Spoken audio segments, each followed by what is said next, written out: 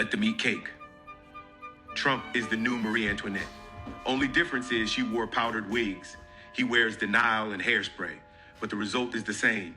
A ruling class looking down at hungry people and saying, not my problem. November 1st isn't just a date on the calendar. It's the day millions of Americans wake up and realize their food assistance stopped.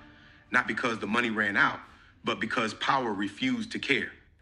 The court said Trump could use emergency funds to keep SNAP alive. He chose not to. He could feed 42 million Americans tomorrow, but he'd rather feed his ego tonight. That's not leadership. That's monarchy with better branding. While families decide whether to skip dinner or rent, he's golfing. While states declare emergencies to fund food banks, he's holding rallies talking about loyalty. And while children line up at empty refrigerators, his donors are toasting champagne to economic recovery. This isn't politics. This is performance art, starring hunger as the prop. It's the same arrogance that built Versailles, let the peasants starve, the rich deserve dessert. Marie Antoinette had a palace. Trump's is just digital, a palace of screens, followers, and delusion. But it's still a palace. And in that palace, the suffering of the poor isn't tragedy, it's background noise. They'll tell you this is about budgeting. It's not. They'll say it's about shutdowns. It's not. This is cruelty for sport, starvation as a statement piece, a throne built on empty stomachs. You want to know how deep it goes?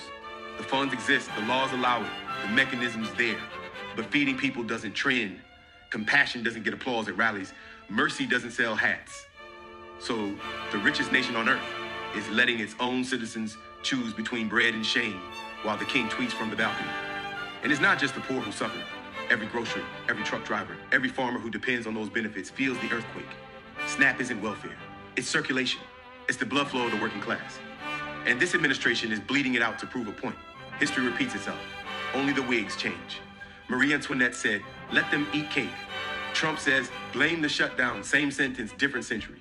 But here's what they didn't learn from history. When you play games with hunger, the people remember. They don't rise because they want power. They rise because they want food.